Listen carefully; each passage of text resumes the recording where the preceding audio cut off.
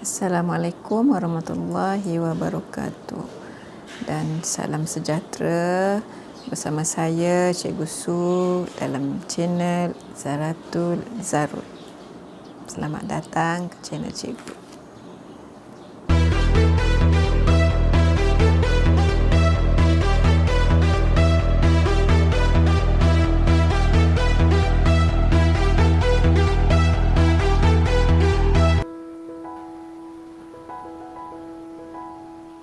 Assalamualaikum dan salam sejahtera. Bersama lagi dengan Cikgu untuk pengajaran subjek reka bentuk dan teknologi. Hari ini adalah hari pertama kelas bersama dengan pelajar tingkatan 1 secara PDPR online di rumah. Okey, sudah kenal Cikgu kan? Jadi Cikgu terus sambunglah belajar untuk tajuk hari ini, iaitu pengenalan ya. Reka bentuk dan teknologi. Masa sekolah rendah pernah belajar kan subjek reka bentuk dan teknologi, dan ini adalah sambungan dari sekolah rendah.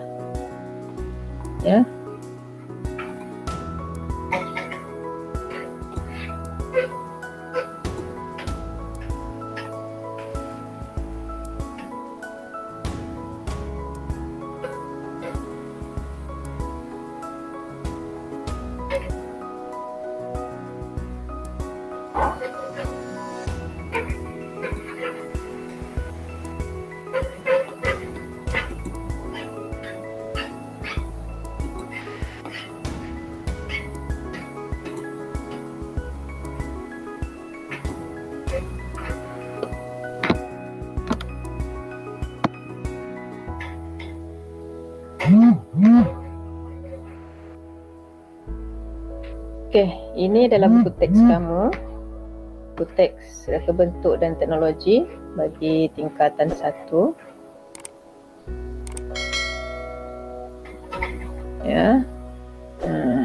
Ini adalah isi kandungan. Ini adalah isi kandungan semua yang kamu akan belajar.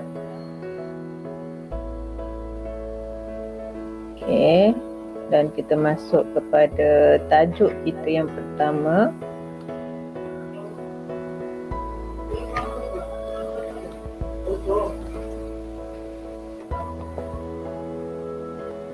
Tajuk kita yang pertama iaitu pengenalan kepada reka bentuk dan teknologi dalam bab 1. Ada 3 tajuk dalam ni. Pertama adalah dunia reka bentuk. Apa itu dunia reka bentuk? Kehidupan pada hari ini dipenuhi dengan pelbagai barangan dan teknologi hasil daripada reka bentuk. Apa sahaja yang kamu guna hari ini? Semuanya adalah daripada hasil reka bentuk. Telefon, beg, buku, dan apa-apalah semua, baju, tudung kamu, luar, kasut dan sebagainya lah.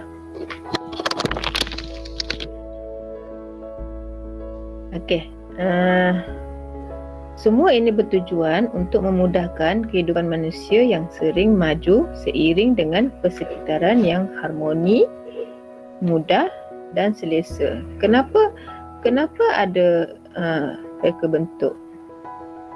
Kenapa ada reka bentuk? Sebab dunia sentiasa mahukan perubahan yang baru. Kamu mau selesa, contoh handphone dulu-dulu. Kenapa orang tak pakai saja handphone dulu-dulu? Kenapa orang pakai handphone yang makin lama makin canggih? Sebab kamu mau selesa, kamu mau mudah, kamu mau harmoni. Sebab tu adanya reka bentuk. Apa maksud reka bentuk? Definisi ni ialah maksud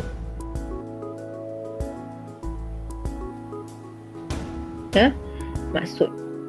Apa maksud reka bentuk? Reka bentuk ialah pengetahuan tentang penyusunan bahan secara terancang untuk menghasilkan sesuatu produk yang memberi impak kepada kehidupan. Apa tu impak? Kesan. Kesan. Kena ada ilmu, kena ada ilmu pengetahuan, kena ada peraturan, aturan bahan. Semua bahan kena tahu, dan kena terancang untuk menghasilkan produk yang memberi kehidupan kepada kehidupan. Okey. Reka bentuk produk yang dihasilkan haruslah berdaya saing dengan produk sedia ada. Apa tu berdaya saing? Contoh, persaingan macam handphone. Samsung dengan Oppo, Samsung dengan Vivo, Vivo dengan Oppo. Itulah kena bersaing. Kena bersaing dengan produk sedia ada serta tidak mencemarkan alam sekitar. Kita tengok contoh. Perubahan reka bentuk basikal. Dulu basikal roda kecil di belakang, besar di depan. Sekarang sama besar sudah. Dan design makin lama makin canggih. Okey, tengok lagi. Definisi teknologi.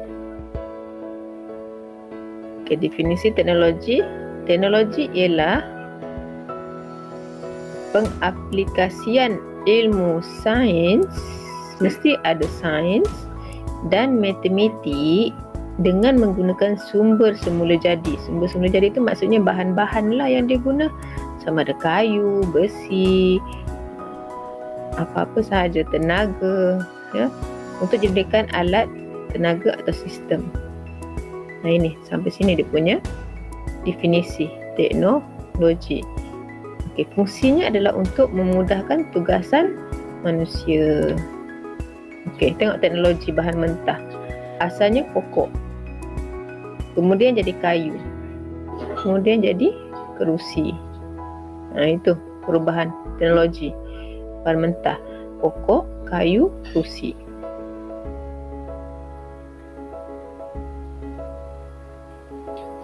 Okey, kita tengok definisi reka bentuk dan teknologi. Apa maksudnya? Merupakan gabungan pengetahuan tentang penyusunan bahan secara terancang dengan mengaplikasikan pengetahuan sains dan matematik. Ini dia punya definisi reka bentuk dan teknologi. Tujuannya adalah untuk memudahkan kehidupan manusia. Okey, kita tengok lagi bidang reka bentuk. Bidang reka bentuk ada dua, iaitu konkret dan abstrak. Apa tu abstrak? Okey, apa tu konkret? Reka bentuk abstrak ialah melibatkan proses mereka bentuk produk yang boleh dilihat. Abstrak boleh dilihat tetapi tidak boleh dipegang. Konkret dapat dilihat dan dapat dipegang. Itu bezanya. Saya bagi contoh. Konkret bahawa teknologi ada peralatan. Contoh peralatan apa? Tukul, periuk. Boleh dilihat, boleh dipegang. Mesin boleh dilihat, boleh dipegang. Pertanian boleh dilihat, kita tengok orang menanam dan kita boleh tengok hasilnya, boleh dipegang. Makanan kita boleh tengok orang masak dan kita boleh pegang makanan. Pakaian, senjata. Dan juga seni, seramik, masakan, lukisan, alat muzik, arca, halus dan sulamat. Untuk abstrak, pengangkutan. Ini abstrak ni boleh dipegang tapi boleh dilihat tapi tak boleh dipegang. Kita boleh tengok, kita boleh tahu pengangkutan tu wujud. Tapi adakah pengangkutan tu kamu boleh bawa balik? Contoh bas, kamu bayar bas. Bas tu bukan kamu bawa balik, kamu bayar untuk perkhidmatan. Sewa rumah, sewa kereta. Kamu sewa kereta, bukan kamu punya kereta, kamu bayar sewa. Pendidikan, kamu bayar. Ya, boleh ditengok tapi tak boleh dipegang. Okay. Bahasa Melayu, bahasa Inggeris, bahasa Cina. Ya, itu kamu tahu wujud. Tapi macam mana mau pegang bahasa Melayu, macam mana mau pegang bahasa Inggeris, macam mana mau pegang bahasa Cina, semua bahasa, ya. Sampailah grafik. Okey. Tengok 1.1.2 iaitu elemen. Elemen reka bentuk berdasarkan produk yang dipilih. Okay, elemen ialah perkara yang dapat membantu menzahirkan idea dalam bentuk lukisan atau lakaran. Bagi menghasilkan satu reka bentuk yang baik, mereka perlu mengubah sesuai unsur reka bentuk yang dihasilkan sehingga mencapai kehendak pelanggan. Okey. Oleh itu, elemen perlu diketahui dulu sebelum seorang memulakan projek. Maksudnya kamu kena belajar dulu ini sebelum kamu belajar melakar, melukis, mereka bentuk. Ya, ada berapa? 1, 2, 3, 4, 5, 6, 7. Ada 7 semua. Ya, ada 7 elemen. Tengok yang pertama. Garisan. Kita tahu garisan dulu sebelum pandai mereka bentuk. Apa tu garisan? Garisan ialah cantuman atau sambungan siri titik yang mempunyai ukuran panjang dan jarak. Maksud siri titik, okey. Garisan yang muncul dari satu titik kepada satu titik. Dari titik terhasillah garisan. Dari satu titik ke satu titik terhasillah garisan tersambung. Cantuman titik ke satu titik tersambung, satu titik ke satu titik terhasillah garisan. Itu nak maksud garisan. Ya. Ada beberapa fungsi. Yang pertama, fungsi garisan ialah membahagikan dua ruang kawasan. Macam ini. Kalau tak ada garisan, kamu tak boleh tahu sebelah bilik ni rupanya ada tandas.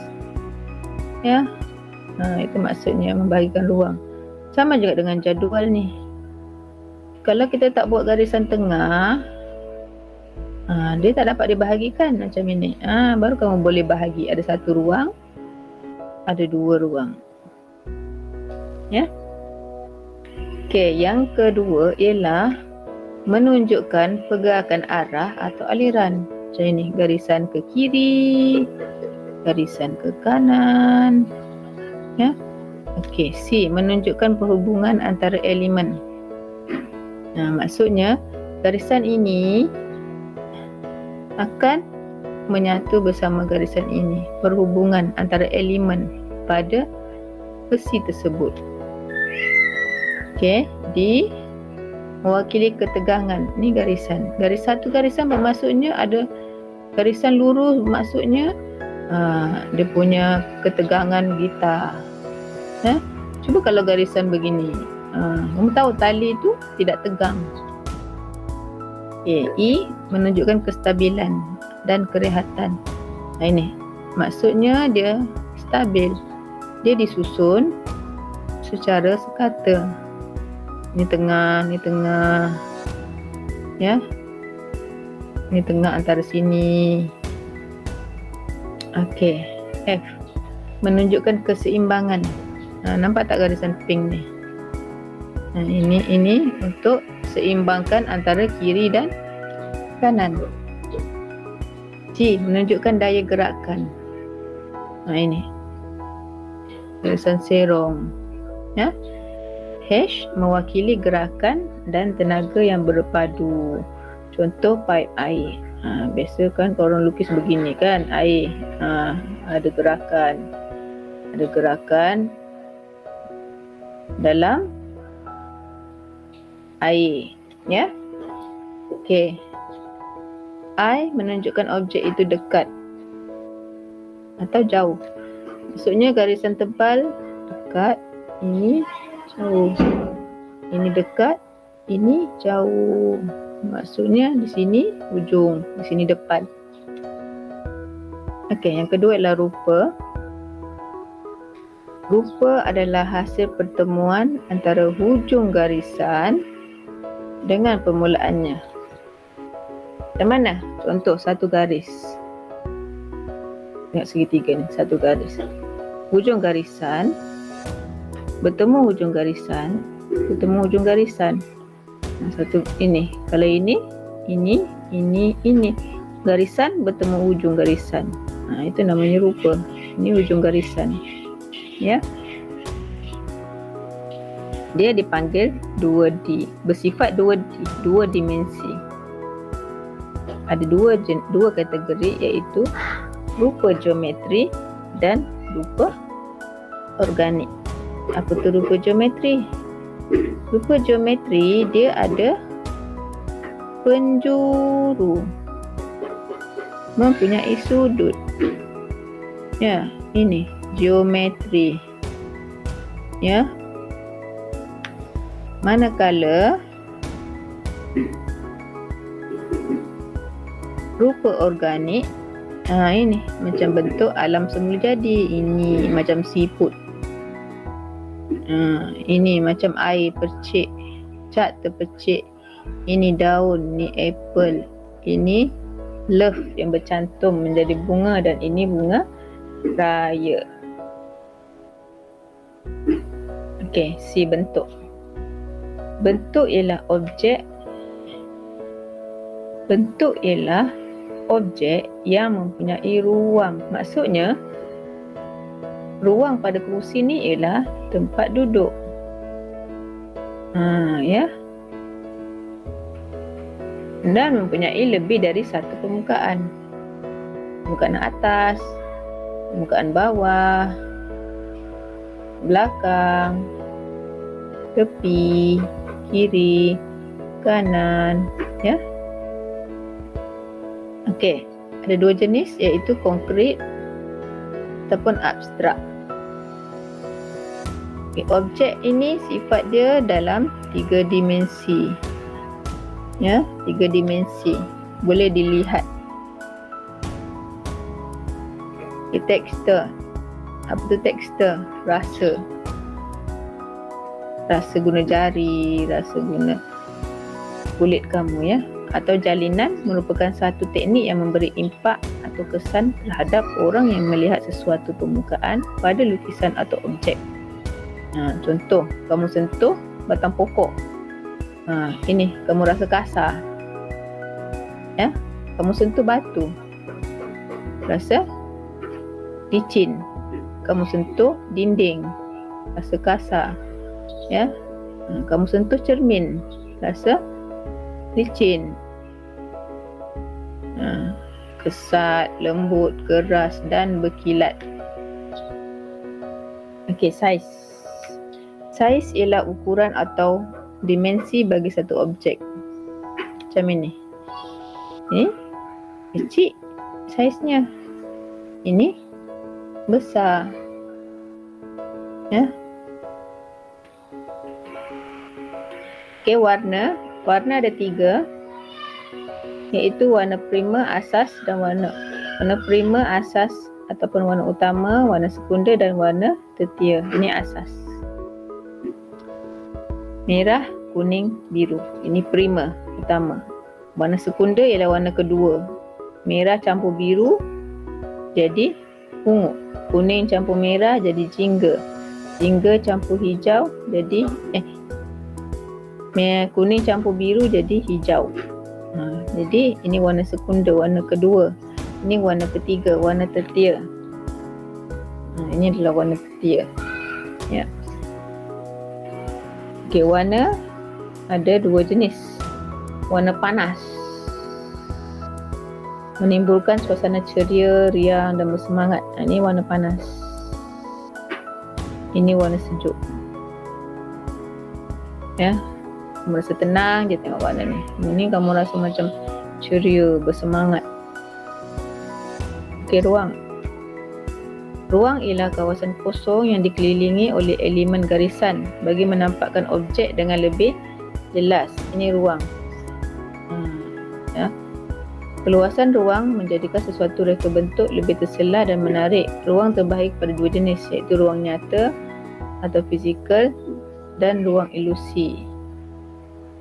Ruang nyata ialah ruang sebenar antara dua objek berhampiran.